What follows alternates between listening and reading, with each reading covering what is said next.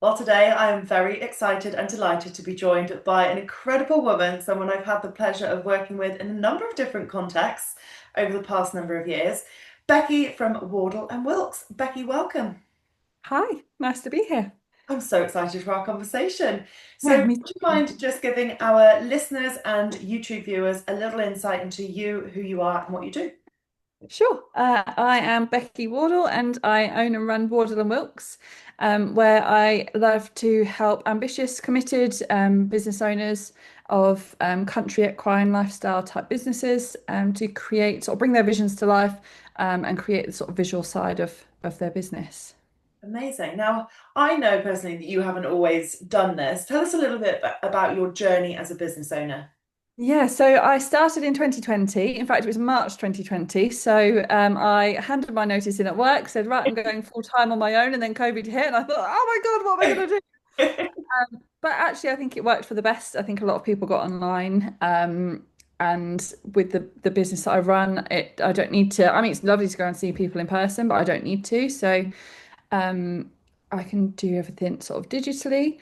And that's sort of really where it began. And the sort of industry that I started off in was very much in this sector, so equine sort of rural country businesses, but it was more marketing. So I started off as marketing buddy was the first name, and then rebranded myself back in 2023 now. So a lot of that was sort of social media, website work and email marketing, those kinds of things, which kind of sort of has led me into what I'm doing at the moment. So I always did a lot of design work, but it was sort of more marketing based, rather than purely design. Yeah. What was that transition like for you? And what was it that made you kind of want to go from marketing more into the design? Um, the design sort of aspects of things have always been sort of where my heart is. And I think probably starting off the business, I kind of just said yes to everything and sort of thought, right, okay, I will say yes and figure out how to do it later. I know you said that before, sort of with your business as well. Sort of say yes to the opportunity and then go away and figure it out. Which I mean, I had a lot of experience in marketing to start with, but it was always sort of the design sort of parts that sort of drew me more to one side. So um, it was sort of leaning on my experience from work and sort of being employed, that kind of I was like, yep, absolutely. I know that I can run the marketing side of things, but I would always try and pull more design bits into it as well. Um, and then I think I sort of went to two of your retreats and sort of them talking about more about the business and thinking, actually, where do I want this to go and what do I want to be doing on a day-to-day basis when I'm in the business? And that always came back to the more visual elements of things. I think the marketing sort of leans quite nicely into the brand strategy side of things, which really helps me put that in place for businesses, and to work with business owners to get really clear on that. So it's all one and the same really, but it's sort of more moved towards the visual side of things now and being creative in that sense. Yeah. And I love what a natural progression it's been. You know, when you started in March 2020, you and I worked together in the summer of 2020, didn't we? I think you did one of my Yeah, programs. And yeah, like at the time, it would have been really hard to sit there and say, well, in 3 years, you're going to rebrand and this is what you're going to do. It's been yeah. such a natural progression. And I think as you kind of went on that journey and followed that progression, I think you leaned even more into the design side and actually really leaning into one of your massive strengths. And I'm not saying that like you were bad at marketing, you weren't at all, but it's almost like you just suddenly went into like full design and everything just like up leveled. And I was at my retreat a couple of weeks ago. And Faye, another one of your clients, was there, and I know I voice noted you this after. And she showed me a document that you had put together, and I was like, it's so incredible. And it's also worlds apart from what you do for me. So, bit of context for our listeners. Becky does all of my graphic design, like all of my branding, anything techie that's kind of needing a graphic-y zhuzh to it.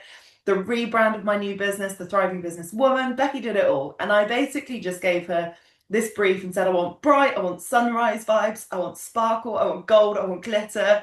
And And you we want more of it, even more than last time. more than last time. And you just Yeah. created such an incredible visual representation of the random thoughts I had in my mind.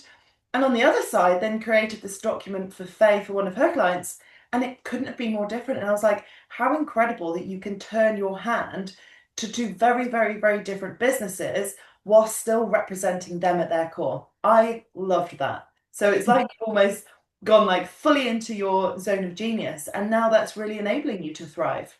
I think it's having that sort of it's knowing and trusting sort of in your own ability, but also in that there is a need for this and people do want this for their businesses.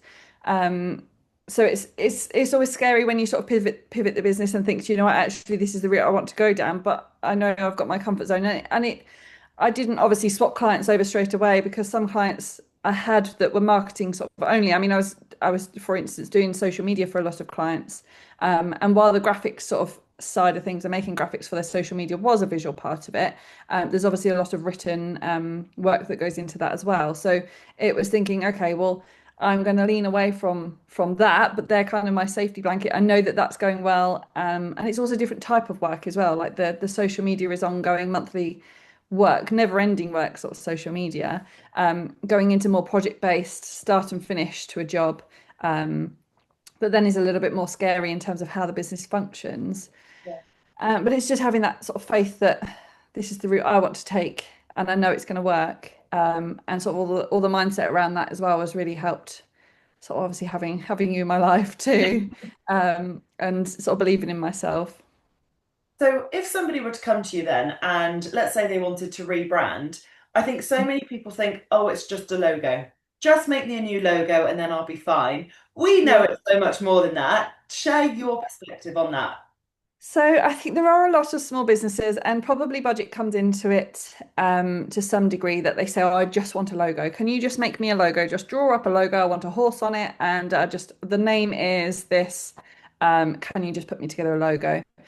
And I think if you just had a logo, the design part of it, as a business owner, you wear many, many hats and try to do lots of things. But when you've just been given a logo to work with, it kind of gets little bit stale quite quickly in terms of you haven't really got much else to play with.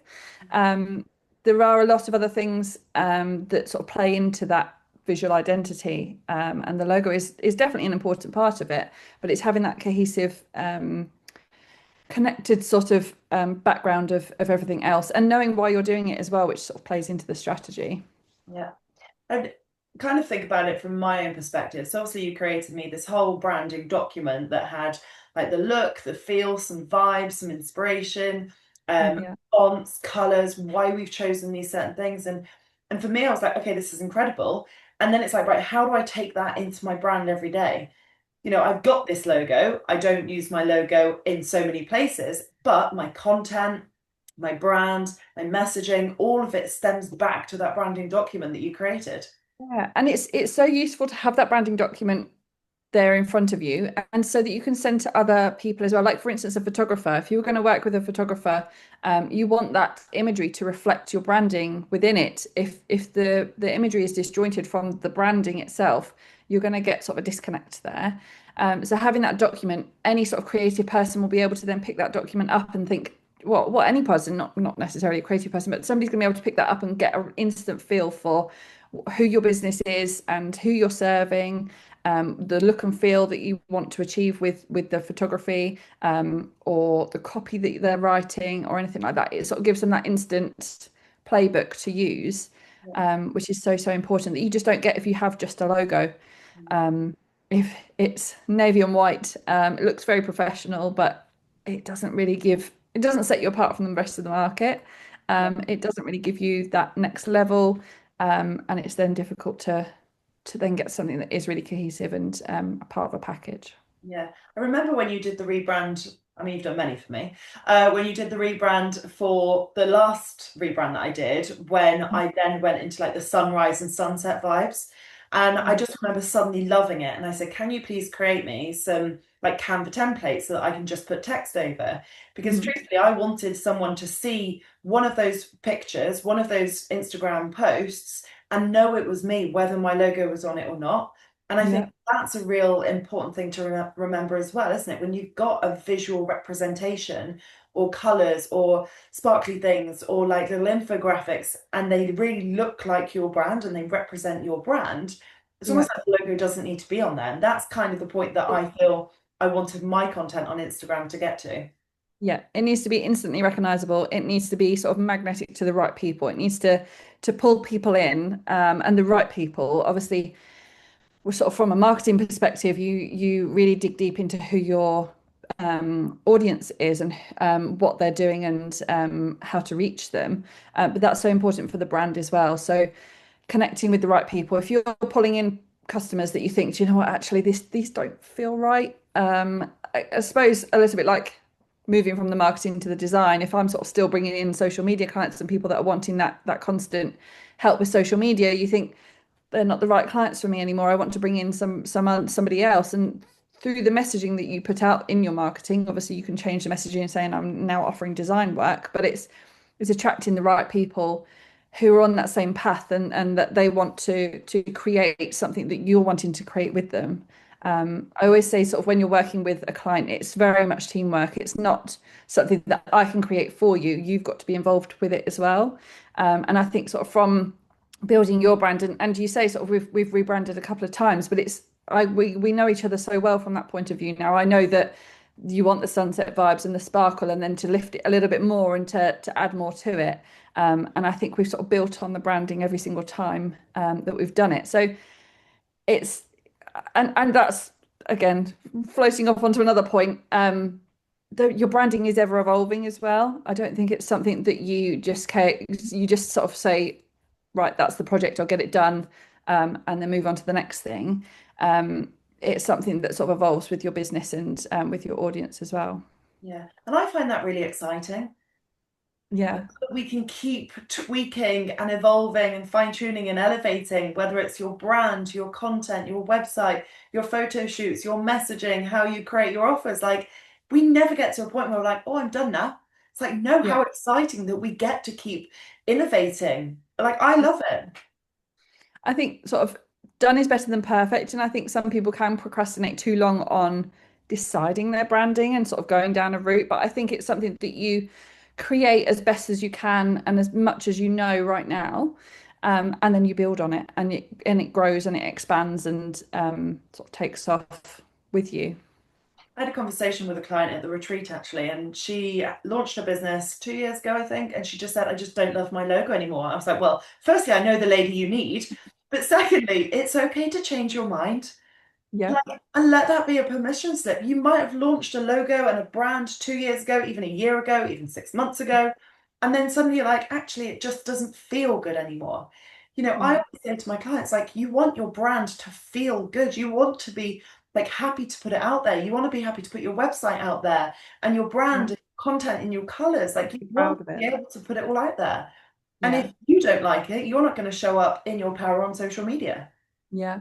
I mean, I say sort of logo only, you don't just want a logo. If you've only got a logo at the moment, then that's not a problem. That's not something to be sort of ashamed of and think, do you know what, actually, oh God, I should have had more of a brand going. You've obviously been running the business up until now. Now you know that you perhaps need a little bit more. And actually, once it's in action, you sort of think, do you know what, actually, I do need a little bit more. So let's grow on it. Let's add to it. We can always set up the brand guidelines sort of as we go forward and then update those as you want to. Um, One client that I worked with just recently, that we're just finalising their up branding, as we've called it, is a farm shop that they opened 25 years ago.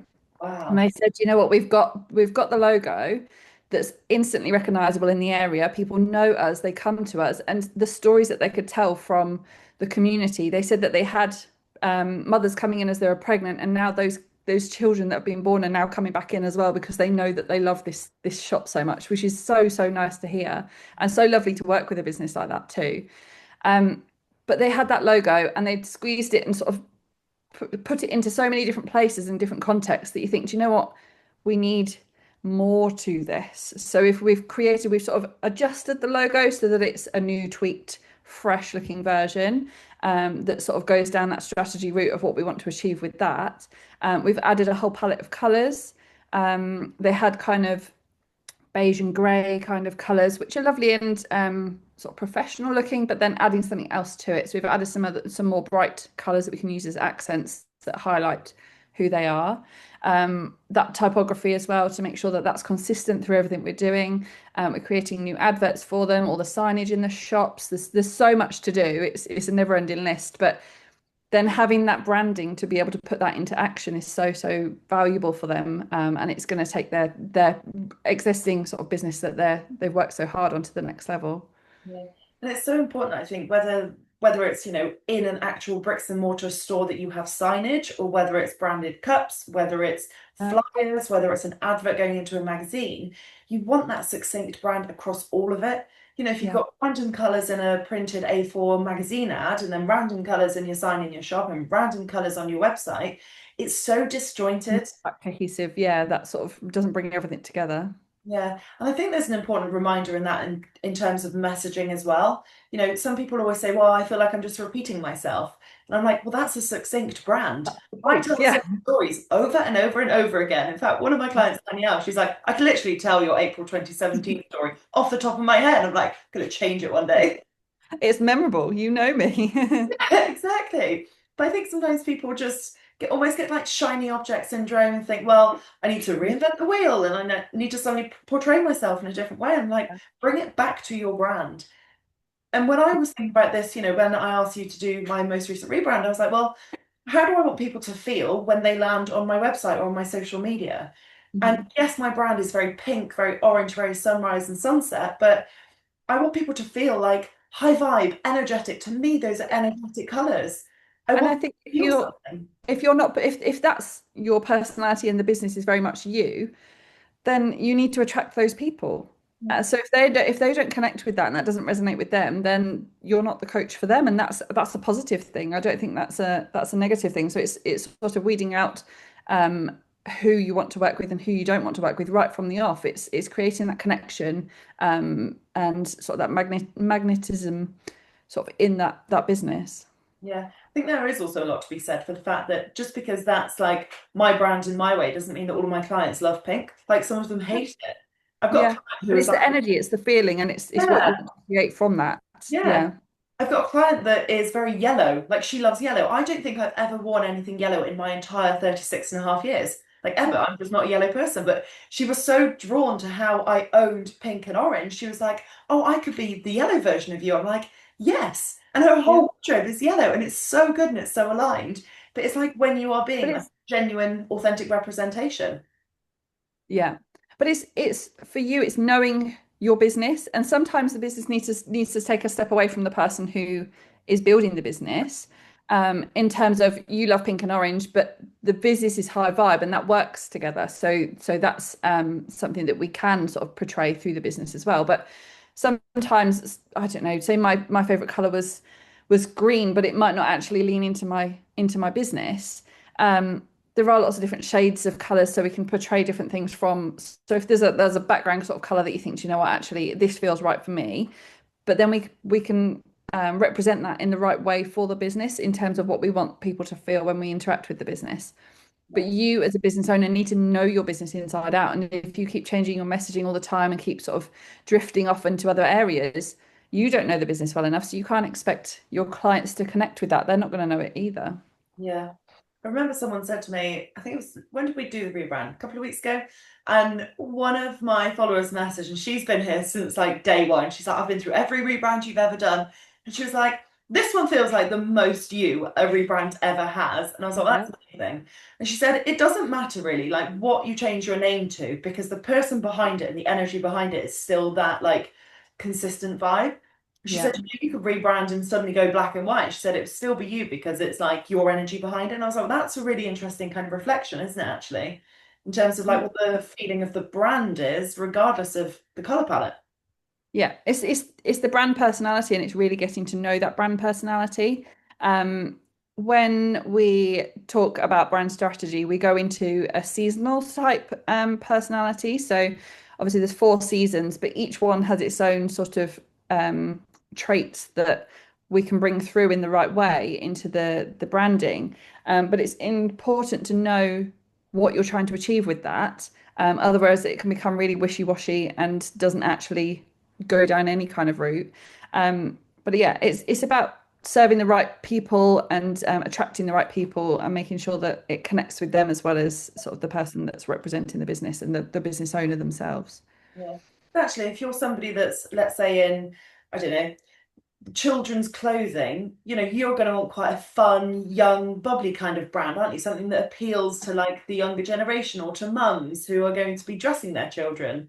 Yeah, Versus absolutely. if you're selling like a high-end luxury fashion item, that's going to be a completely different brand because you're like attracting and working towards a different type of client. Yes. Yeah, exactly. That's exactly it. And sort of that very youthful and energetic and joyful kind of branding, sort of kids clothing, for instance, very much spring sort of led, high vibe, high end, very premium, very opulent kind of fashion, that sort of things. Quite simple but bold. That's very winter. So they're quite opposite sort of seasons, but you can sort of bring elements of each into one another. But it's very important to know sort of which is the dominant one really in terms of who you're serving and what those that community is looking for. Yeah. And I guess the kind of personality and like tonality of the language as well that's used. Whether Yeah. you're somebody that's very to the point, very full stops, no BS, very blunt, or whether you're somebody that actually is a bit more fun and flirty and Yeah. adventurous. Like they're completely different types, aren't they? But Yeah. again, it's not that Yeah. one is And it's right or wrong, but it's about getting clear on what yours yeah. is. Yeah. And I think that that comes right back to the strategy right at the beginning. If you don't put that strategy in place, how do you know who you're talking to and how do you know how to talk to them? Yeah. I think you've got to imagine it, and I do this sort of with clients that have got an existing business, is rather than so everybody says, oh, who's your ideal audience? And you sort of pick somebody off the top of your head and think, right, okay, well, they're Sally and they go to the shops at the weekend and they've got a 9 to 5 business and that's all well and good. But unless that's somebody that you're currently serving, so I'll quite often say, no, pick your favorite client that you're working with right now Yeah. so that you can actually picture what they're like in their life. And that's a little bit more real than sort of saying, thinking of some fictitious character. You can add sort of bits from other clients as well, so that you get sort of a more well-rounded person. But ultimately, you want to attract more of your favorite client. Thinking about why they're your favorite client. It's a little bit more difficult when you're starting your business, but I think you've got to think of the ideals. And then again, done is better than perfect. Get your business launched, do the brand, and then it evolves. You then learn who your favorite customer is, and it doesn't mean that every single one of them is going to be your favorite client, but I mean, that'd be a brilliant world if it was. But you can get them as close to your perfect sort of enjoyable work that you're doing and your client that you're serving as you can. I think that goes back to that original conversation we had about when you started your business. You were like, "Well, I just said yes to anyone," as did I when I started. I was like, Yeah, I can figure it out. It'll be fine. yeah, And over time, you're like, "Well, actually, I don't like working with this business or this brand or this industry, or I don't like working with people that are in a business of this size." And you just get to work it out along the way. I yeah. think so many people fear starting because they're like, well, it's not perfect yet. I haven't got the perfect website yet or the perfect brand yet. And I'm like, just start. You will figure it out. It Just going. start. It will all work out. I'm a very, very strong believer in things happen for a reason. And I think when you get started, it all sort of falls into place and then it starts to feel right. And that branding sort of has to feel right. It's not just the look of it, it's the feeling of it is so, so important. Yeah, absolutely. So if somebody was listening to this and they're like, right, I feel I need a bit of a rebrand, a bit of a zhuzh, a bit of an up brand, Yeah. what would be your kind of words of advice for them before they got in contact with somebody like you? I think it's best to I mean the strategy we can walk through together. It's not necessarily a structured process, but we can go through it a lot together. A lot of it's conversational. And I suppose as you find in your coaching, once you start talking to people, more and more unravels and more starts to fit together and the puzzle pieces start to sort of slot into place. And you think, oh, right, okay, now I've got it. That will lead to other things. So I think realistically it's getting on a call and having a chat. But if you're starting to feel the sort of a disconnect between what you've got at the moment and what you are looking for, it's knowing what that next level looks like for you. It's knowing, sort of being clear on who you're serving, who your favorite clients are, and then sort of once that picture's in place, we can grow the rest of it. Yeah. And I know it might seem scary to anybody to think, oh my gosh, I'm going to invest in my business again, but it always pays dividends, like Yeah, 100% of the time it does. absolutely. I think you've just got to go into it with that mindset as well and think, okay, well, what could this create for me? How could I Yeah, really like utilize this? I think about that with you, or I think about that if I'm investing in a coach. I'm like, well, the future version of me is going to make this investment. I know it's going to help take my business to the next level, so I'm going to do it for future me. And I think yes, that's yeah. the mindset, if I say so myself. Yeah, it is an investment, and obviously there is money involved, so it's trying to make sure that that's the right time for your business, but it's trusting in that process and thinking, do you know what, I'm going to take this leap. I know I'm not sure of the path right now, but it will become clear, and I know it's going to be the best thing for me. So it's and that's sort of what I say in that it's a two-way street. It's I really want a business owner who's going to be invested in their business and in their growth and in their next level. If they're sort of on the fence and hesitating, what we're going to be able to create from that isn't going to be your next level. It's going to sort of be a halfway house that it's there or thereabouts, but it's not quite done. So it's you've got to be sort of invested in it yourself and sort of say, do you know what, I'm ready for this, and this is where I'm going.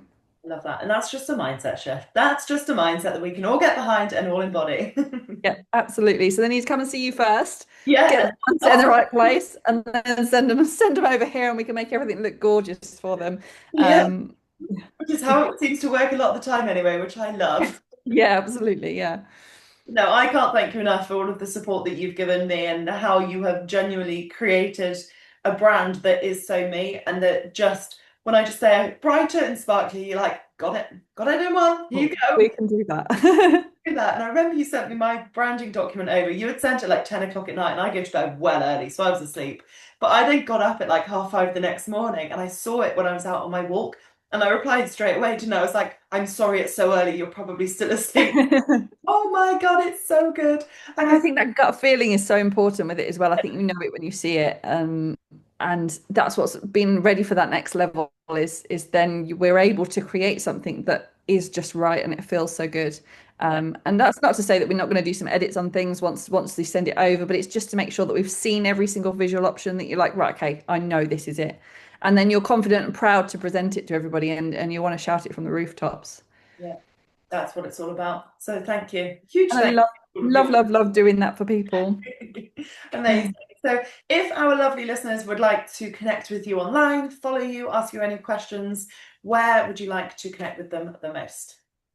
Um, Anywhere really. I mean, Instagram's probably the place to chat, to get connected, which is Wardle and Wilks on Instagram. But I'm always happy to connect in another way, sort of email, anything like that, or even jump on a call. Just I think sometimes just having a chat with somebody, even if it's sort of really early stages and you think, "Do you know what, I don't even know if this is right for me," just talking it through and then helping you get a little bit clearer so that you can then spend a little bit more time. You don't have to be ready to absolutely press go right now to book a call or just have a chat. So yeah, always happy to help. Amazing. And I will pop the links to those in the show notes. Thank you so much for coming on and sharing your incredible brain with our audience. Uh, Thank you for having me.